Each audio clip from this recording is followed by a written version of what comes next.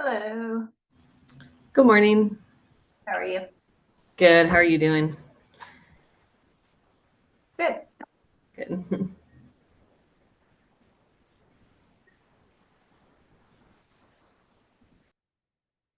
You at the library? Where are you? Yeah, the one that Public location. what's it called? Yeah, I forget what the library is called. Oh, Achi?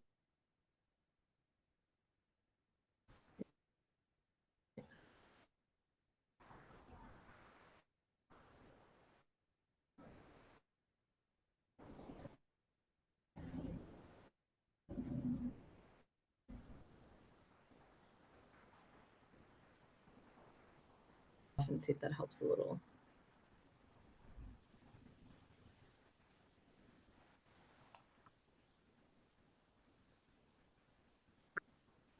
Good morning, everybody.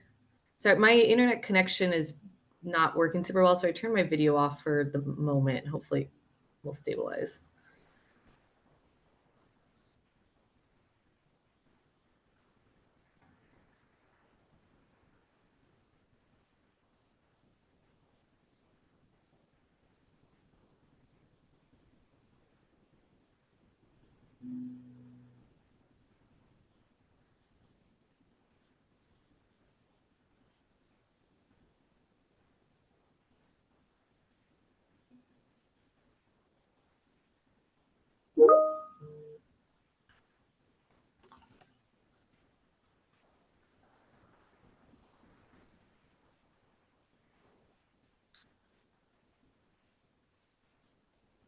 morning. Good morning. Good morning. I just mentioned earlier my internet connection isn't very stable because I'm at the public location. So I turned my video off to see if that helps, but I'll turn it back on if it stabilizes.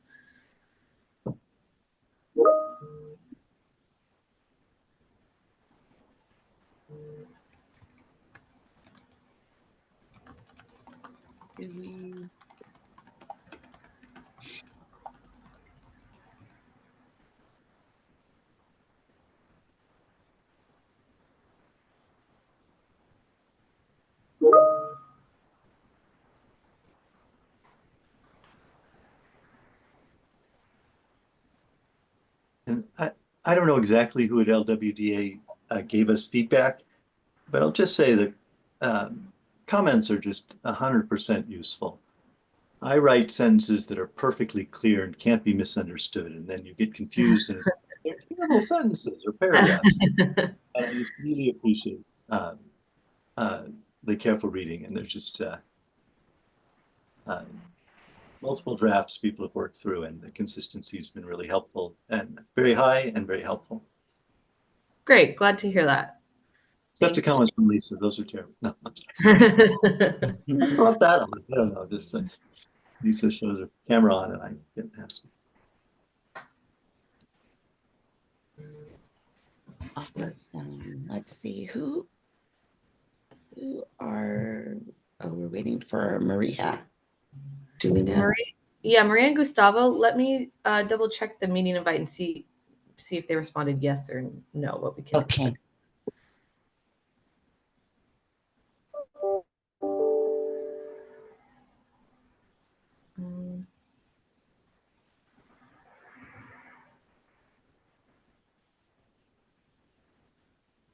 Okay, I'm not seeing any responses, so maybe we should just give them a couple more minutes to see if they join. Sure.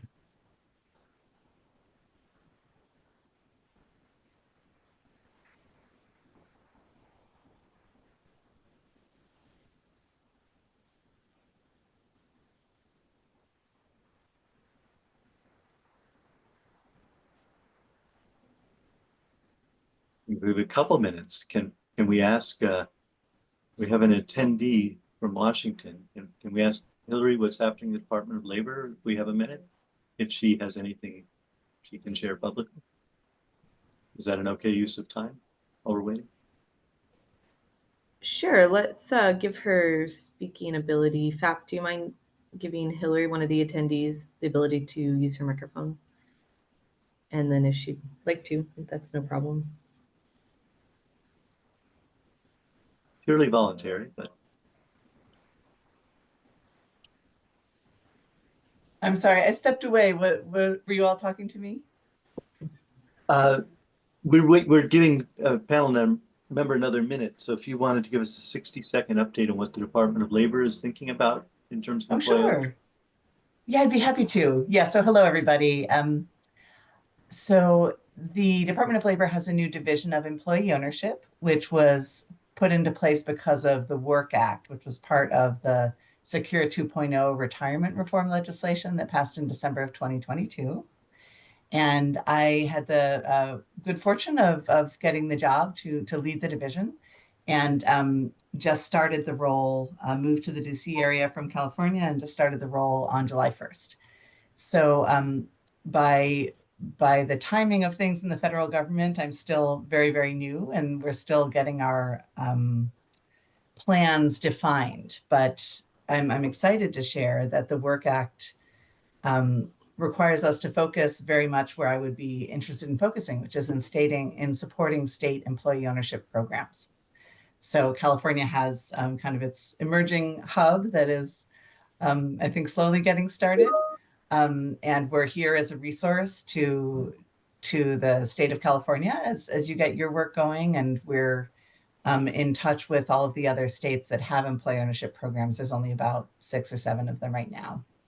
And we'll be developing a clearinghouse of resources. So would love to be in conversation with you all about what resources would be helpful in promoting employee ownership and also employee participation. So that's broadly stated, that's our focus, and very much looking forward to being in touch with all of you in California as the work develops. Well, thank you for taking the new and exciting job and for the quick update. Thank you. I don't usually My pleasure. speak to Thanks. people, but I will boldly say we all, pretty much all of us, look forward to what your office does. So, Chair, please take over. I'm sorry to distract. Yeah, thank you. It looks like Maria can join when she is free, I suppose, but it looks like we do have enough people to start the meet, enough panelists. Oh, here she is. Perfect. So yeah, we can go ahead and get started. Awesome. I have shared the packets, so go on ahead. Awesome. Thank you so much, Jillian. All right. Good morning, everyone. It is time to call to order the AB2849 panel meeting for today, Tuesday, December 17, 2024. Can I get the day right? Oh. It is time for roll call for our members. Do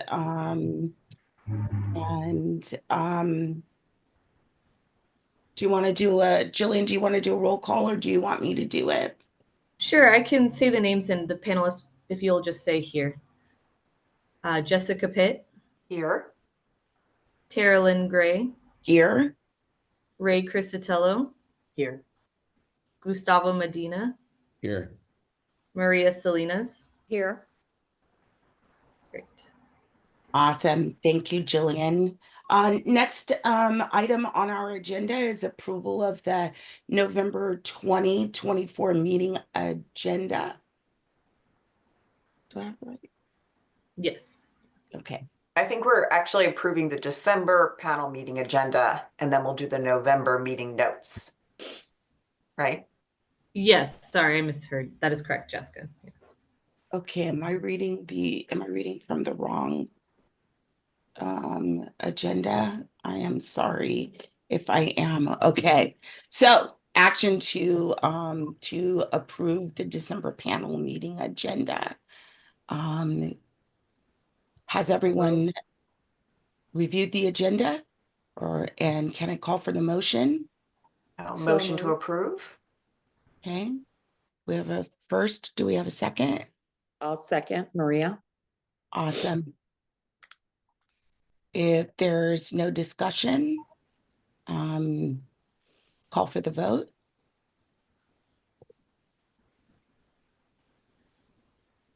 No discussion, Sounds good. call for the vote. All in favor? Aye. Aye. Aye. Any opposed? Hearing no opposed. Any abstained? Okay, motion passes. All right, to approve the December panel meeting agenda. Our next action is to approve the November meeting minutes. And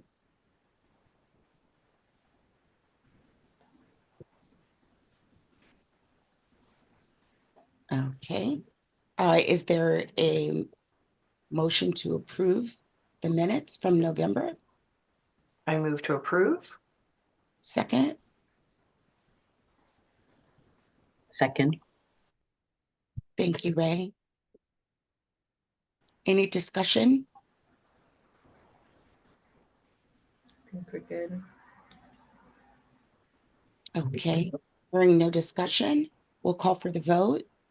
All in favor of approving the minutes from the November meeting? Aye. Aye. Aye. Any opposed? No opposed. Any abstentions? No abstentions. The motion passes to approve the November meeting minutes. Next item on the agenda is an action to approve the study report.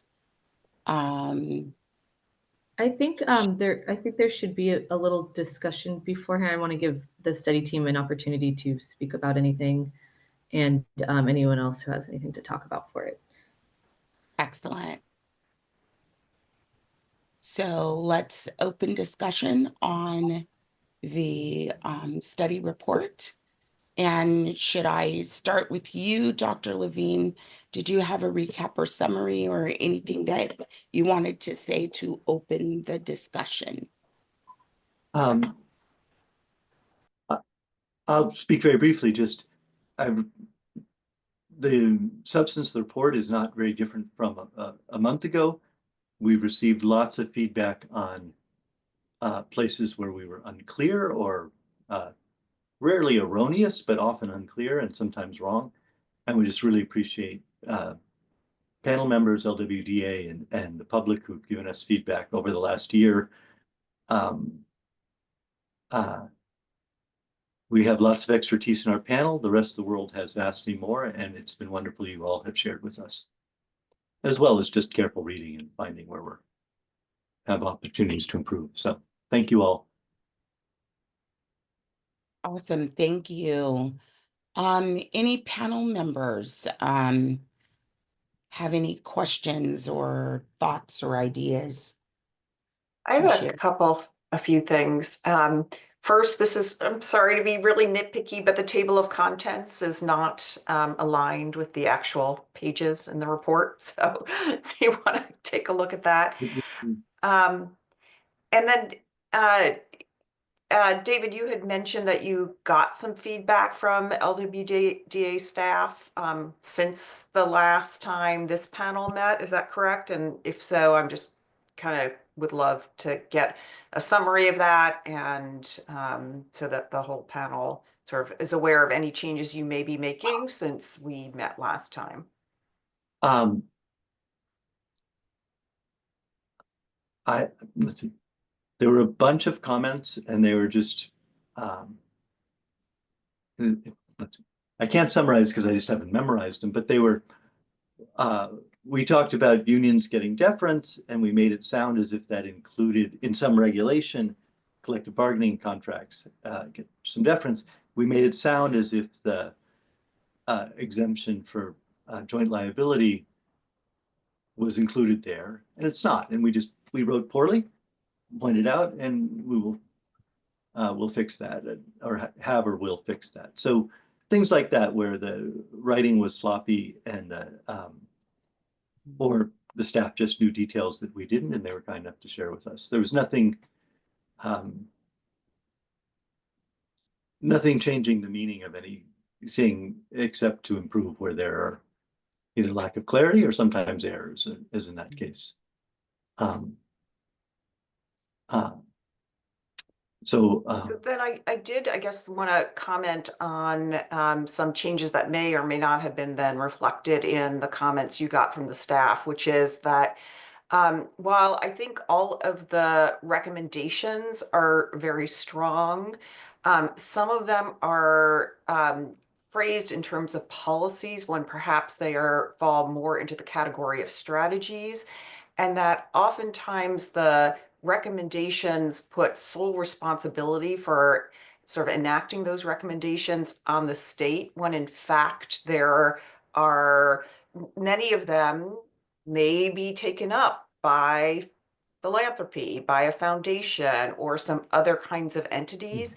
And I think given where the state is right now in terms of, current budget situations and competing priorities, that to frame these strategies as ones that could be taken up by multiple actors would strengthen the report rather than leaving them solely on the shoulders of the state. yes, thank you. That was a theme in a number of comments, and I didn't review those comments right before this, for which I apologize.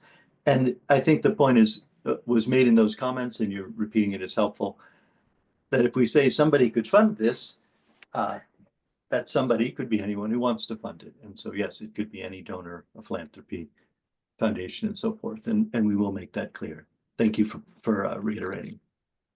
And I just one other thing, again, this is relatively small, but you call out workforce boards in your recommendations and in the executive summary. And I actually think that workforce boards are not very well suited for the role of education, but more economic development agencies. And most regions in the state have economic development agencies. They are really business serving. They provide business services rather than individual client services to job seekers. And I think that they either deserve sort of mention in your list of those entities of workforce boards, community colleges, et cetera. And I would sort of prioritize them, in fact, over some of those other entities that you mentioned, because I don't think realistically workforce development boards are very well positioned to provide the kind of outreach and education that you recommend. I wish they were, but. And we appreciate the feedback, and expanding the list of folks who can fill a role is important, because that's not our decision, as you guys, we agree.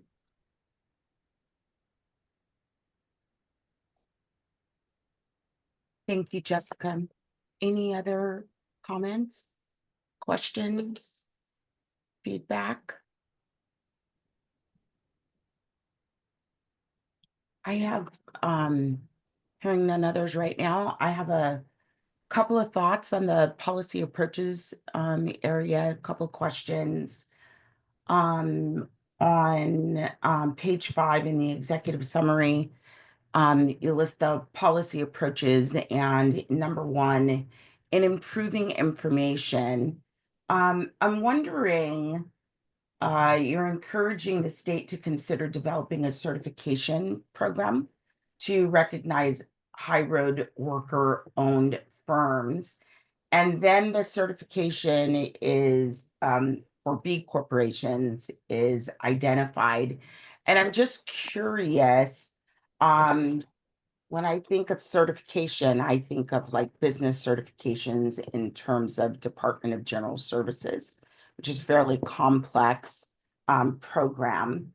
Whereas the B corporation certification program is handled Secretary of State. Could you drill down for me what you're really suggesting in the certification piece here?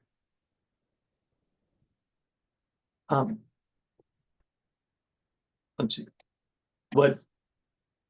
If you're an employee looking for a job, or you're a customer looking for a supplier, you want a workplace where the workers are solving problems for the customers, where the workers are empowered to make decisions.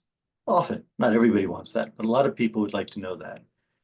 And so you can get a certification you're employee owned, but we'd like to know, is this a place where, in some sense, this is high road worker ownership, which is a vague concept, but I focus on two aspects. One are the process aspects. Is this a democratic workplace where workers are trained and have the authority to make decisions? And then the outcome side, are there decent pay and benefits, and workers are treated with respect and so forth? So a lot of stakeholders would like to know if the workplace meets those criteria, and for the state to certify with some combination is our specific proposal is some mandatory elements. So if it's employee owned, there should be a board that's democratically elected, and so forth. And then a menu to choose from. Some are going to be process elements. So is there open book management? So which is an input into an empowered workforce. And then some can be output standards, our wages above the minimum wage, our benefits above normal in their sector. And so a workplace that meets some combination of mandatory and these menu of other process and outcome measures would get this gold star.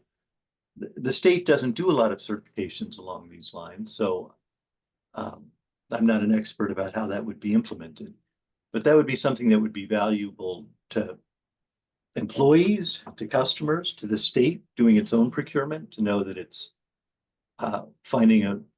choosing a supplier where the employees solve problems for customers. For lenders, knowing that this is a workplace that's invested in the skills and capabilities of the workforce, they're more likely to stick around.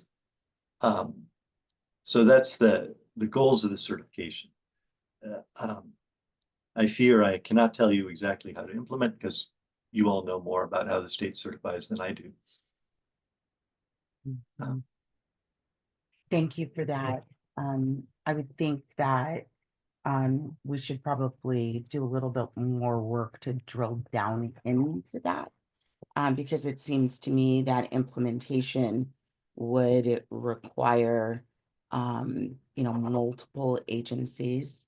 And it sounds like from what you described, it would really be a certification that would be done on a business or an entity after formation, rather than at formation, which is what would be handled in Secretary of State office. So it seems to me like it's more an operational type of certification, which would be fairly complex to implement.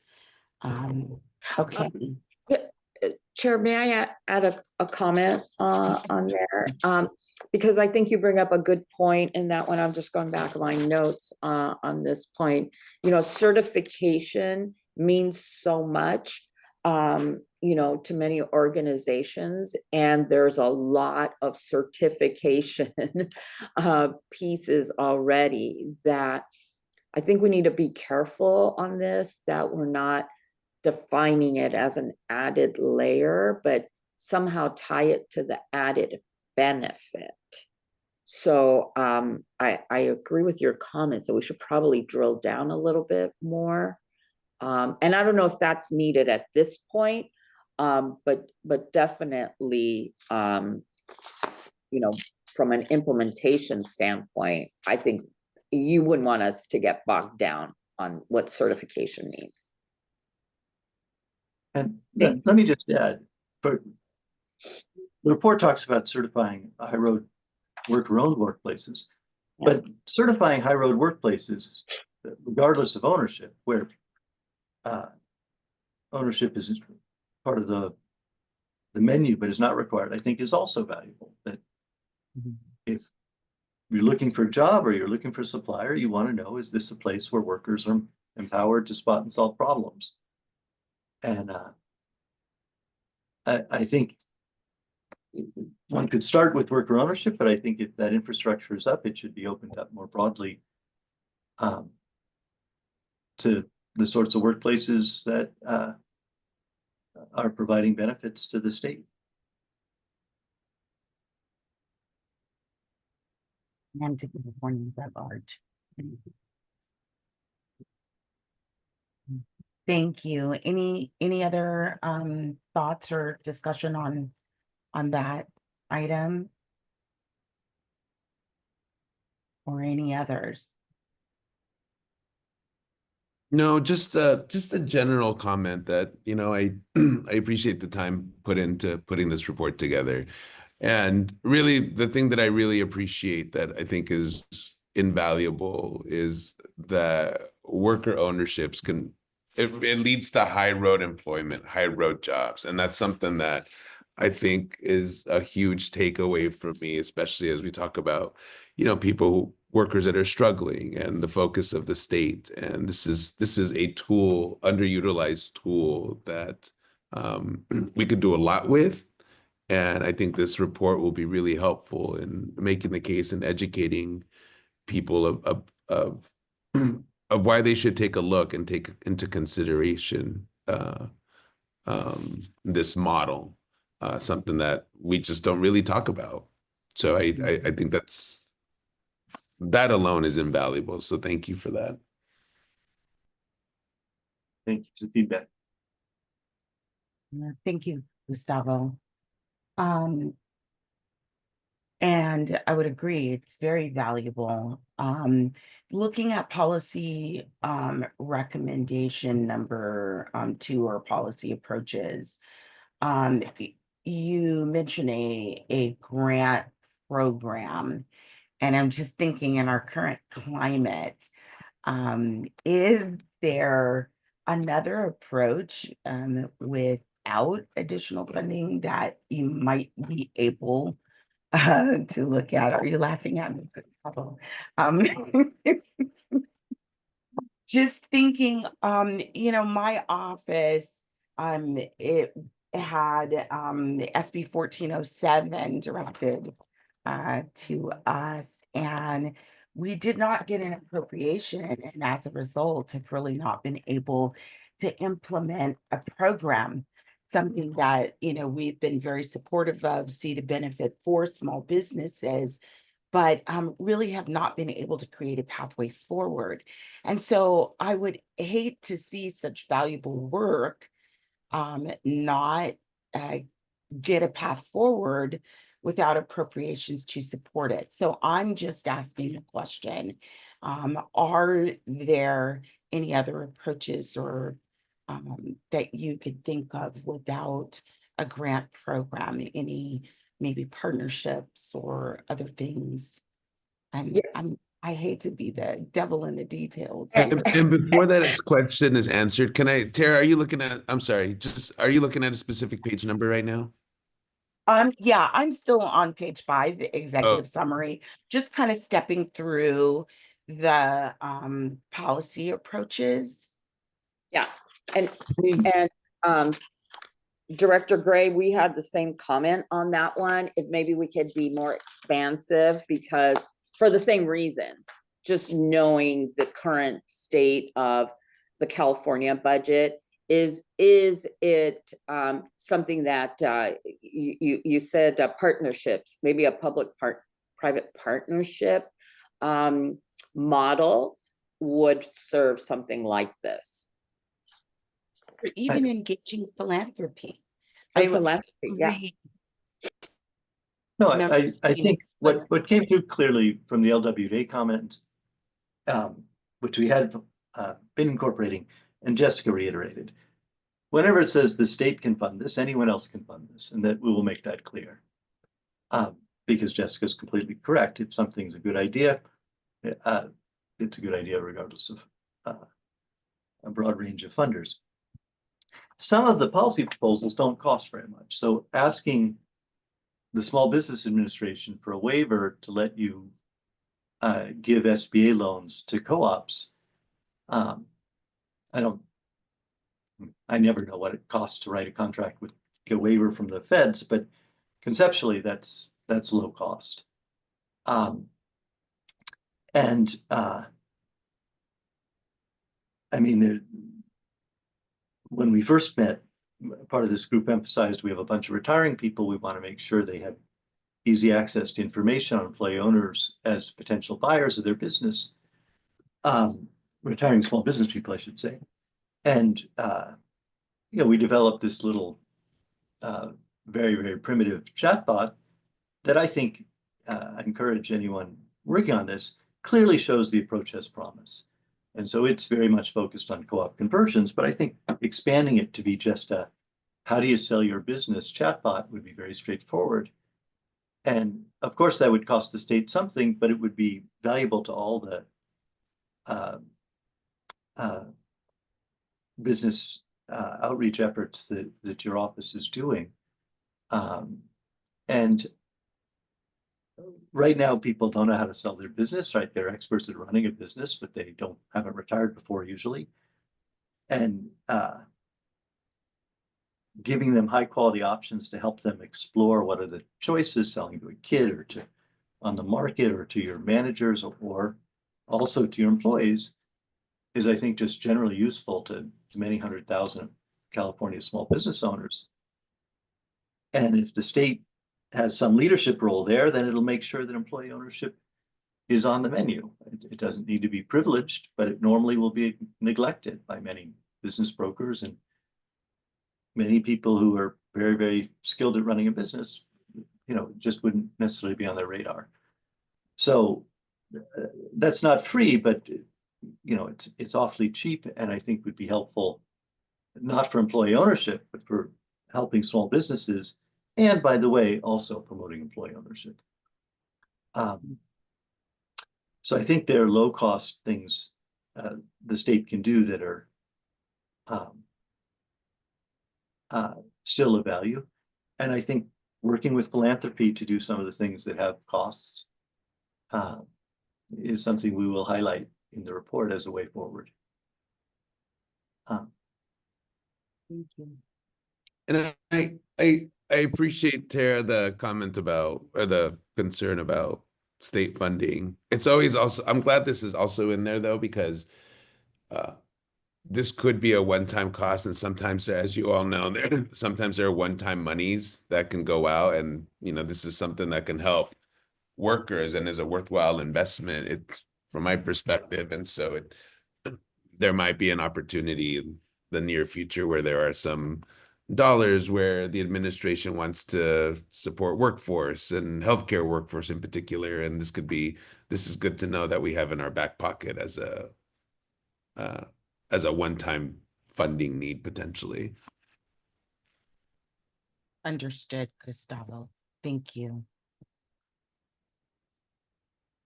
Any other thoughts or comments on the report?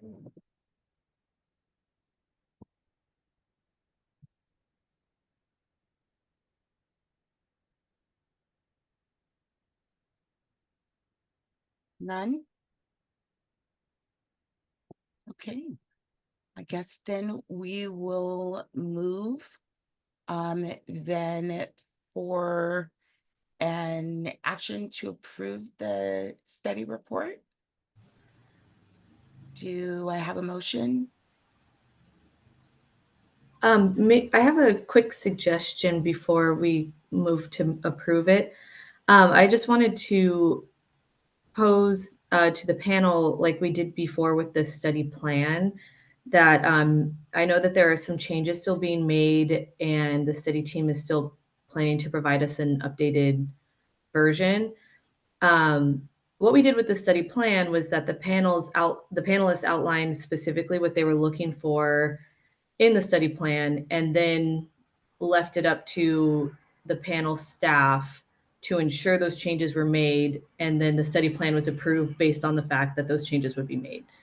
So I just wanted to remind the panel that that is still a possibility, that we could approve the study based on whatever agreed upon changes.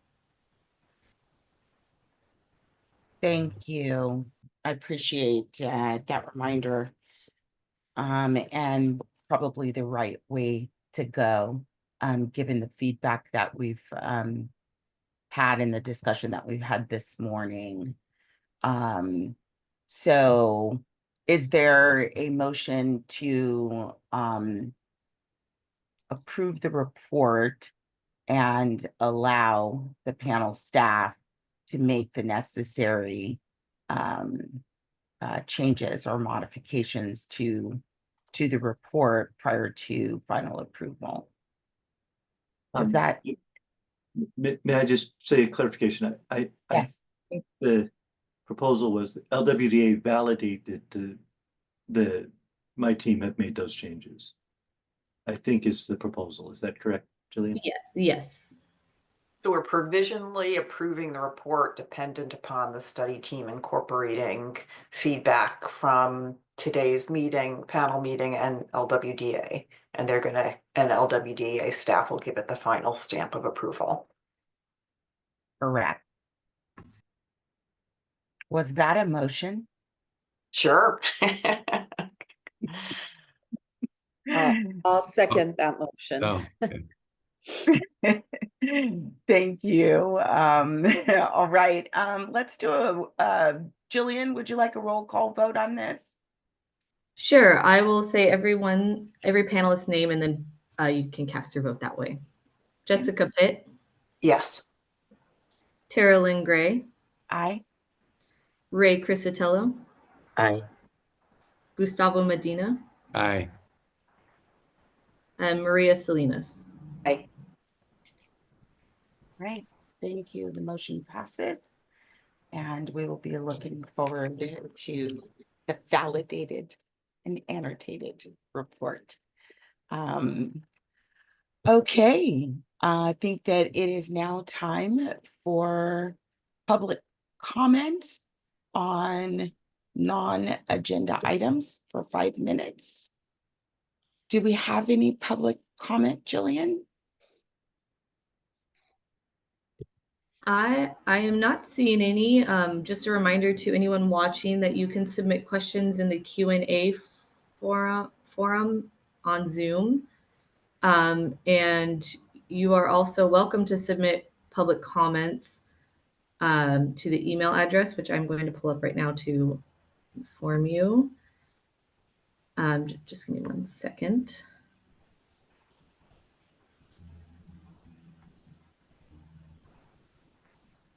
So you can also submit written public comments to studypanel@labor.ca.gov or through the Q&A application on Zoom. I'm currently not seeing any public comments at this time. Okay. I think then that means we, according to the agenda, have concluded our business for today. And this meeting is adjourned. Thank you, Thank you. Tara. Thank you. Thank you, everyone.